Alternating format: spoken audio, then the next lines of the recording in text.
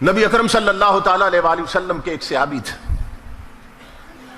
بہت غریب جوان صحابی. امام الانبیاء نے ایک دن پوچھ لیا، فرمایا میرے غلام کیسے دن بیت رہے ہیں؟ عرض کی آقا برادری میں امیر لوگ بھی ہیں مگر میں بہت غریب ہوں، اور اس غریبی کی وجہ سے میری طرف کوئی توجہ ہی نہیں دیتا ہے. غریبوں کے جہاں میں وقت بھی رک رک کے چلتا ہے، کبھی صبح نہیں ہوتی کبھی شامیں نہیں ہوتی. میں آقا غریب ہوں، غریب کو کون پوچھتا ہے؟ محبت بری گفتگو ہو رہی تھی حضور کے ساتھ، اچانک جبرائیل امین آ گئے اور آ کے عرض کی اللہ کے حبیب کہ جس جوان سے محبت بری گفتگو فرما رہے ہیں نا، یہ تو کل زور تک زندہ ہے،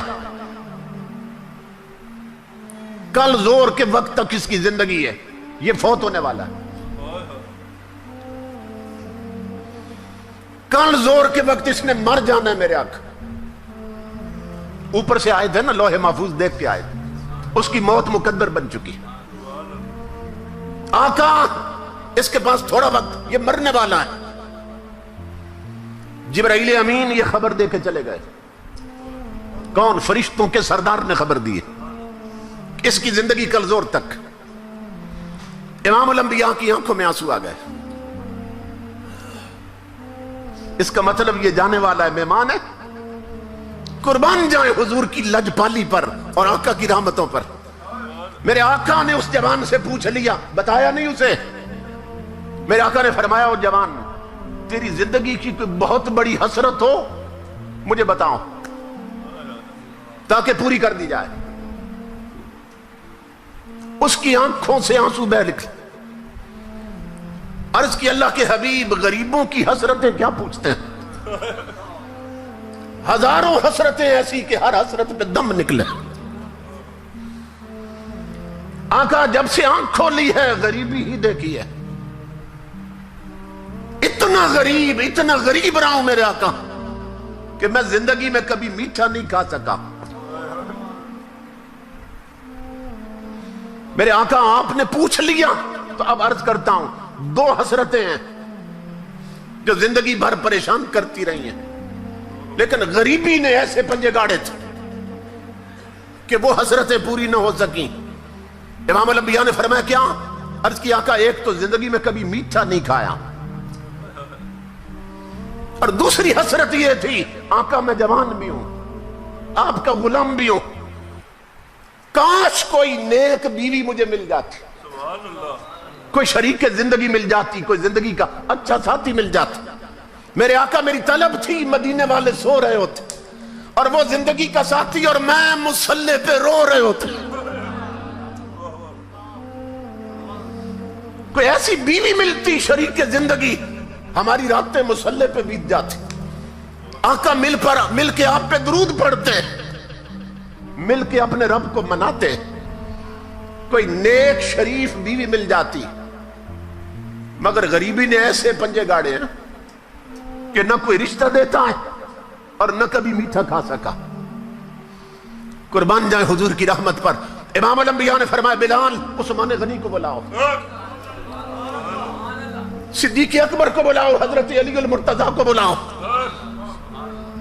اصحاب کو بلایا حضور نے اور اس جوان سے پوچھا تیری نظر میں کوئی رشتہ ہے؟ اس نے عرض کی آقا میرے چچا کی جوان بیٹی ہے، نیک بھی ہے شریف بھی ہے، مگر غریبی کی وجہ سے توجہ نہیں کرتا.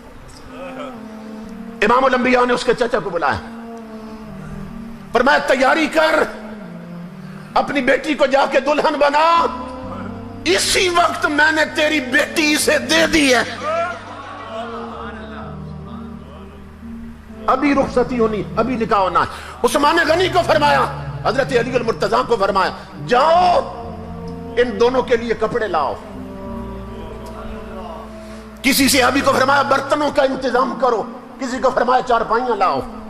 کسی کے ذمہ چادریں لگا دی حضور نے، سارا جہیز اکٹھا کر لیا حضور نے، اور عثمان غنی کو فرمایا اس کے لیے ایسا حلوہ بناؤ جو کبھی نہیں بنایا ہوگا، قربان جائیں کہ کل اس نے چلے جانا ہے، آج دونوں حسرتیں پوری کر دو اس کی۔ اتنا بلا تو ماں نہیں چاہتی جتنا حضور چاہتے ہیں۔ امام الانبیاء کے غلاموں، مسجد نبوی میں اس کا ابھی حضور نے نکاح پڑھا دیا۔ ایک صحابی سے فرمایا تیرا گھر خالی ہے، تو اسے دیتا ہے؟ اور اس کی آقا قربان فرمایا اس گھر میں اس کی بارات لے جاؤ، دلہن بھی پہنچاؤ، حلوہ بھی پہنچاؤ، سامان بھی پہنچاؤ۔ امام الانبیاء کے غلاموں، سب کچھ پہنچ گیا۔ جب دوسرا دن آیا نا، رات گزری، تو امام الانبیاء نے ایک صحابی کو فرمایا تم زور کے وقت نا اس گھر کے پاس چلے جانا، وہ جس دولہے کی کل شادی کی ہے، اور تم عصر تک نا گھر کے گرد چکر لگانا، اس گلی سے گزرتے رہنا، اور سننا کہ اندر سے رونے کی آواز تو نہیں آئی، اور جو ہی رونے کی آواز آئے مجھے بتانا تو نے آ کے۔ تاجدار انبیاء کے غلاموں، وہ صحابی عصر تک باہر ہے، گلی میں جب جائے اندر سے ہنسی کی آواز آئے، خوشی کی آواز تو آئے، رونے کی نہ آئے۔ عصر کا وقت ہوا، وہ حضور کی بارگاہ میں حاضر ہوئے۔ امام الانبیاء نے فرمایا میرے غلام کیا خبر ہے؟ عرض کی آقا وہاں تو کوئی رونا نہیں ہے، اندر سے تو ہنسی کی آواز آ رہی، اندر سے تو خوشیاں پنپ رہی۔ امام الانبیاء سجدے میں گرے، مولا یہ کیا راز ہے؟ جبریل فرشتوں کا سردار ہے، اس نے خبر دی تھی کل زور کے وقت جوان نے فوت ہو جانا ہے، اور ابھی تک وہاں رونے کی آواز نہیں آئی، اندر خوشیاں ہنسی ہیں، مولا کیا راز ہے؟ اللہ رب العزت نے آواز دی میرے حبیب مجھے اپنی عزت کی قسم جو جبریل نے بتایا تھا سچ بتایا تھا، تقدیر یہی تھی آج اس جوان نے مر جانا ہے، زور کے وقت فوت ہونا ہے، لیکن میرے حبیب جب آپ نے اس کی شادی کر کے سامان بھیجا، کھانے کا انتظام بھی آپ نے کیا تھا، جب آپ نے کھانا بھیجا نا تو عشاء کے وقت دلہا دلہن نے جب دسترخوان لگایا کھانے کے لیے، میرے حبیب ادھر وہ لقمے توڑنے لگے، ادھر دروازے پر کسی بھوکے نے آواز دے دی، اس نے آواز دی تھی میں کئی دنوں کا بھوکا ہوں، مجھے کھانا دو۔ جسے آپ نے دولہا بنایا تھا اس نے دلہن سے کہا، اس نے کہا میرے لیے یہی کافی ہے، مجھے تیرے جیسی شریف بیوی مل گئی، یہی کافی ہے کہ تیرا نکاح حضور نے میرے ساتھ کیا، تو اگر تو اجازت دے تو یہ سارا اٹھا کر فقیر کو نہ دے دے۔ اللہ رب العزت فرما رہا میرے حبیب جو میٹھا اس نے کبھی نہیں کھایا تھا آج ملا وہ بھی اس نے میرے نام پہ دے دی۔ تو جب روٹی اور حلوہ پہنچا نا فقیر کی جولی میں، فقیر نے ہاتھ اٹھائے، مولا ان کی خوشیاں سلامت رکھنا، اس جوڑی کو خوشیاں دینا، انہیں اولاد دینا۔ اے میرے حبیب مجھے اپنی عزت کی قسم، تقدیر وہی تھی کہ اس نے مر جانا ہے، لیکن جب غریب کے ہاتھ اٹھے ہیں میں نے تقدیر بدل کر زندگی بڑھا دی ہے۔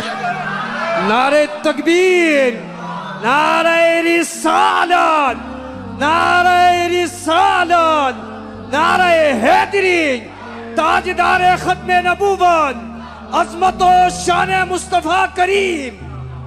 سبحان اللہ، سبحان اللہ۔ اس لیے میری ماں بہنوں بیٹیوں، میرے بزرگوں اور جوانوں، اڑوس پڑوس میں دیکھو کوئی بھوکا تو نہیں سو گیا، کوئی بیمار تو نہیں، دوائی کے لیے تو نہیں تڑپتا ہے، کوئی بچے ایسے تو نہیں، تمہاری سرپرستی کے محتاج تو نہیں ہے۔ ان کے آنسو صاف کرو، اللہ کی عزت کی قسم اگر ان کے ہونٹوں پہ مسکراہٹ آئے گی، مدینے والا قبر میں خوش ہوگا، خدا حشر میں خوش ہوگا۔